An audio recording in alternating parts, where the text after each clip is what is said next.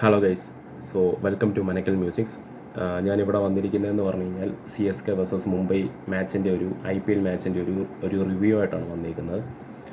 So നമുക്കെല്ലാവർക്കും അറിയാം, ഇന്നലത്തെ മാച്ച് നടന്നത് ചെന്നൈ ചിദംബരം സ്റ്റേഡിയത്തിൽ വെച്ചാണ്. മാച്ച് ചെന്നൈ ജയിച്ചു.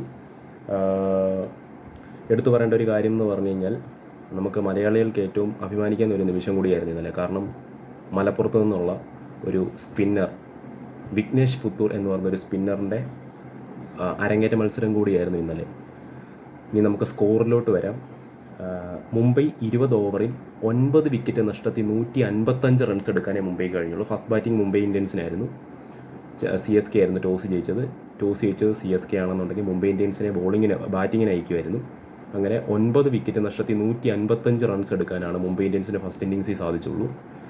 ബാറ്റിംഗ് ഭയങ്കര ഒരു ശോകമായിട്ടുള്ളൊരു പിച്ച് തന്നെയായിരുന്നു.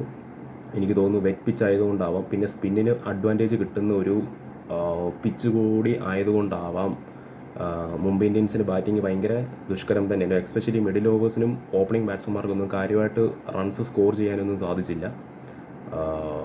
നമ്മുടെ ഇന്ത്യൻ ക്യാപ്റ്റൻ രോഹിത് ശർമ്മയ്ക്ക് ഉൾപ്പെടെയുള്ള ആൾക്കാർക്ക് പോലും അക്കൗണ്ട് തുറക്കാൻ സാധിക്കാതെ അവർ പെട്ടെന്ന് ക്രീസിലേക്ക് മടങ്ങുകയായിരുന്നു ചെയ്തത്. നമ്മൾ ഇന്നലെ അത് കണ്ടതാണ്. കാരണം അത്രയും ബാറ്റിംഗ് ദുഷ്കരമായിട്ടുള്ളൊരു പിച്ചിൽ പിന്നെ അവസാനം മിഡിൽ ഓർഡേഴ്സിൽ അത്യാവശ്യം നല്ല രീതിയിൽ ഡിഫെൻഡൊക്കെ ചെയ്ത് കളിച്ചത് കൊണ്ടാണെന്ന് തോന്നുന്നു നല്ല രീതിയിൽ സ്കോർ ഉയർത്താൻ അവർക്ക് സാധിച്ചിരുന്നു. ഒരു 150 മുകളിൽ സ്കോർ ഉയർത്താൻ സാധിച്ചു. ബട്ട് എൻ്റെ ഒരു അഭിപ്രായത്തിൽ, എൻ്റെ ഒരു ഇതിൽ പറയുകയാണെന്നുണ്ടെങ്കിൽ 156 റൺസ് എന്ന് പറയുന്ന ഒരു സ്കോർ ആക്ച്വലി ചിദംബരം സ്റ്റേഡിയത്തിൽ ആക്ച്വലി ഒരു അത്യാവശ്യം നോർമലി ഒരു കുഴപ്പമില്ലാത്ത ഒരു ടോട്ടൽ തന്നെയാണ്. ഇനി നമുക്ക് സ്കോറേഴ്സിലോട്ട് നോക്കാം. മുംബൈ ഇന്ത്യൻസിന് വേണ്ടി അത്യാവശ്യം നല്ല രീതിയിൽ തിളങ്ങാനായതെന്ന് പറഞ്ഞു കഴിഞ്ഞാൽ തിലക് വർമ്മയ്ക്കാണ്. 25 ബോളിൽ 31 റൺസാണ് തിലക് വർമ്മയ്ക്ക് നേടാനായത്. അത് കഴിഞ്ഞ് നമ്മുടെ ക്യാപ്റ്റൻ സൂര്യകുമാർ യാദവ് 26 പന്തിൽ 29 റൺസാണ് അദ്ദേഹത്തിന് നേടാൻ കഴിഞ്ഞത്. പിന്നെ ദീപക് ചഹർ, നമുക്കെല്ലാവർക്കും അറിയാം ദീപക് ചഹർ ഒരു ബൗളിംഗ് ഓൾറൗണ്ടറാണ്, ഒരു അണ്ടർറേറ്റഡ് ബൗളിംഗ് ഓൾറൗണ്ടറാണ് ദീപക് ചഹർ. കഴിഞ്ഞ സീസണിലെല്ലാം ചെന്നൈ സൂപ്പർ കിങ്സിൻ്റെ കൂടെ ആയിരുന്നു അദ്ദേഹം. ഇത്തവണത്തെ മുംബൈ ഫ്രാഞ്ചൈസ് സ്വന്തമാക്കി. അങ്ങനെ അദ്ദേഹം ഇത്തവണ കളിക്കുന്നത് മുംബൈ ഇന്ത്യൻസിന് വേണ്ടിയാണ്. അദ്ദേഹം ഇത്തവണ അത്യാവശ്യം നല്ല രീതിയിൽ തന്നെ ഒരു 15 ബോളിൽ 28 റൺസ് എന്നുള്ളതിൽ അവസാനത്തെ ഡെത്ത് ഓവേഴ്സിലൊക്കെ അദ്ദേഹത്തിന് നല്ല രീതിയിൽ ഒരു കോൺട്രിബ്യൂഷൻ നൽകാൻ ടീമിന് സാധിച്ചിട്ടുണ്ട്. ഇനി നമുക്ക് CSKയുടെ ബോളിംഗ് ഡിപ്പാർട്ട്മെൻറ്റിലോട്ട് വരികയാണെങ്കിൽ അഫ്ഗാനിസ്ഥാൻ താരം നൂർ അഹമ്മദ് നല്ല രീതിയിലൊരു ബോളിംഗ് പെർഫോമൻസാണ് അദ്ദേഹം കാഴ്ചവെച്ചത്. റഷ്യൻ കുഴപ്പമില്ലാത്ത എക്കണോമിയിൽ അദ്ദേഹത്തിന് പന്തെറിയാൻ സാധിച്ചു. അങ്ങനെ കുറേ നാൾക്ക് ശേഷം Ravichandran Ashwin, is born and brought up in Chennai, നമുക്കെല്ലാവർക്കും അറിയാം. അങ്ങനെ അദ്ദേഹത്തിൻ്റെ ഹോം ടൗണിലോട്ട് മടങ്ങി വന്നിരിക്കുകയാണ്. അങ്ങനെ അശ്വിന് ഒരു നല്ലൊരു തിരിച്ചുവരവ് തന്നെയായിരുന്നു ഇന്നലത്തെ മത്സരത്തിൽ കിട്ടിയത്. ഒരു നല്ല രീതിയിൽ മികച്ച എക്കണോമി തന്നെ അദ്ദേഹത്തിന് പന്തെറിയാൻ സാധിച്ചു. ബട്ട് നൂർ അഹമ്മദ് അദ്ദേഹം ഇമ്പോർട്ടൻ്റ് ആയിട്ടുള്ളൊരു 3 വിക്കറ്റാണ് അദ്ദേഹത്തിന് വീഴ്ത്താൻ സാധിച്ചത്. അദ്ദേഹം തന്നെയായിരുന്നു ഇന്നലത്തെ മാച്ചിലെ ഒരു മാൻ ഓഫ് ദ മാച്ചായിട്ടും വന്നത്. ഇനിയും ചെന്നൈ സൂപ്പർ കിങ്സിൻ്റെ ബാറ്റിങ്ങിലോട്ട് വരുവാണെന്നുണ്ടെങ്കിൽ അവരുടെ ക്യാപ്റ്റൻ ഋതുരാജ് ഗെയ്ക്വാഡ് നല്ല രീതിയിലൊരു ബാറ്റിംഗ് പെർഫോമൻസ് അദ്ദേഹത്തിന് കാഴ്ചവെക്കാൻ സാധിച്ചു. രച്ചിൻ രവീന്ദ്ര, നമുക്കറിയാം ചാമ്പ്യൻസ് ട്രോഫിയിൽ ഉൾപ്പെടെ അദ്ദേഹം നല്ല പെർഫോമൻസ് ആയിരുന്നു കാഴ്ചവെച്ചത്. അദ്ദേഹത്തിന് നല്ലൊരു പെർഫോമൻസ് ഇന്നത്തെ ഫസ്റ്റ് ഓപ്പണിംഗ് മാച്ചിലും അദ്ദേഹത്തിന് നല്ല രീതിയിൽ കാഴ്ചവെക്കാൻ സാധിച്ചു. രച്ചിൻ രവീന്ദ്ര അദ്ദേഹം നോട്ട് ഔട്ടായിരുന്നു ഇന്നലെ. ഒരു സെൻസിബിൾ ഇന്നിങ്സ് എന്നൊക്കെ വേണമെങ്കിൽ നമുക്ക് പറയാം. അദ്ദേഹം ഇന്നലെ നല്ലൊരു സെൻസിബിൾ ഇന്നിങ്സ് തന്നെയായിരുന്നു കളിച്ചത്. പിന്നെ അവരുടെ നല്ല രീതിയിൽ പെർഫോം ചെയ്തതെന്ന് പറഞ്ഞു കഴിഞ്ഞാൽ രവീന്ദ്ര ജഡേജയ്ക്ക് അവസാനത്തെ ഓവറുകളിലൊക്കെ അത്യാവശ്യം നല്ല രീതിയിൽ സ്ട്രൈക്ക് ചെയ്യാൻ സാധിച്ചു. പക്ഷേ അൺഫോർച്ചുനേറ്റ്ലി അദ്ദേഹം റണ്ണൗട്ടായി. നമ്മളെല്ലാവരും ആകാംക്ഷയോടെ കാത്തിരുന്ന മഹേന്ദ്ര സിംഗ് ധോണി എന്ന് പറഞ്ഞ ഒരു ലെജൻഡറി വിക്കറ്റ് കീപ്പിംഗ് ബാറ്റ്സ്മാൻ്റെ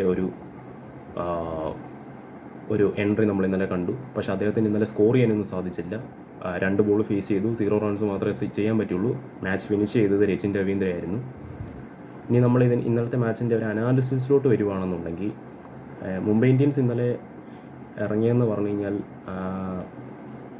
അവരുടെ ക്യാപ്റ്റനായ ഹർദിക് പാണ്ഡ്യയും അതുപോലെ തന്നെ അവരുടെ ഫാസ്റ്റ് ബോളറായ ജസ്പ്രീത് ബുംറ ഇല്ലാതെ തന്നെയാണ് അവർ ഇറങ്ങിയത്. സോ അതിൻ്റേതായ ഒരു ഡിസഡ്വാൻറ്റേജ് അവർക്ക് ഉണ്ടായിരുന്നെങ്കിൽ പോലും അവരതിനെയെല്ലാം മാറ്റി നിർത്തി നല്ല രീതിയിലൊരു കംബാക്ക് തന്നെയാണ് അവർ സെക്കൻഡ് ഇന്നിങ്സിൽ വന്നത്. അതായത് സെക്കൻഡ് ഇന്നിങ്സിൽ നമുക്ക് അവർക്ക് കാണാൻ സാധിച്ചത് ഒരു ഘട്ടത്തിൽ നമ്മൾ വിചാരിച്ചു CSK കളി തോക്കുമോ, അല്ലെങ്കിൽ അവർക്ക് ആ ടാർഗറ്റ് അച്ചീവ് ചെയ്യാൻ പറ്റുമോ എന്നുള്ളൊരു ഡൗട്ടൊക്കെ നമുക്കുണ്ടായിരുന്നു. ബട്ട് ഞാൻ പറഞ്ഞല്ലോ, മുമ്പേ പറഞ്ഞ പോലെ തന്നെ the sensible innings of Rachin Ravindra, അത് ഒരുപാട് നല്ല രീതിയിൽ ടീമിന് നല്ലൊരു കോൺട്രിബ്യൂഷൻ നൽകാൻ സാധിച്ചിട്ടുണ്ട്. ആ ഒരു ഇന്നിങ്സ് കൊണ്ട് നല്ല രീതിയിൽ ഒരു പാർട്ണർഷിപ്പ് ബിൽഡ് ചെയ്യാൻ സാധിച്ചു. അങ്ങനെ ടീമിൻ്റെ ടോട്ടൽ അച്ചീവ് ചെയ്യാൻ സാധിച്ചു. ആ സ്പിൻ ദുഷ്കരമായിട്ടുള്ളൊരു പിച്ചിൽ തന്നെ അദ്ദേഹം അത്രയും നല്ലൊരു പെർഫോമൻസാണ് കാഴ്ചവെച്ചത്. പിന്നെ നൂർ അഹമ്മദിൻ്റെ കാര്യം പറയുകയാണെന്നുണ്ടെങ്കിൽ അദ്ദേഹം നമുക്കെല്ലാവർക്കും അറിയാം, അഫ്ഗാനിസ്ഥാൻ എന്ന് പറഞ്ഞൊരു ടീം ഈ കഴിഞ്ഞ ഒരു 4 വർഷമായിട്ട് അവരുടെ പെർഫോമൻസ് എന്ന് പറയുന്നത് എബോവ് ആവറേജിന് മുകളിലാണ് അവരുടെ പെർഫോമൻസസ് വരുന്നത്. നമ്മളെല്ലാം അവരുടെ ഈ ICC ടൂർണമെൻറ്റ്സിലെല്ലാം അവരുടെ പെർഫോമൻസ് നമ്മൾ കാണുന്നതാണ്. സോ അവരുടെ ഈച്ച് ആൻഡ് എവറി പ്ലെയേഴ്സ് എല്ലാം ഒരു എബോവ് ആവറേജ് ലെവലിലോട്ട് വന്നുകൊണ്ടിരിക്കുകയാണ്.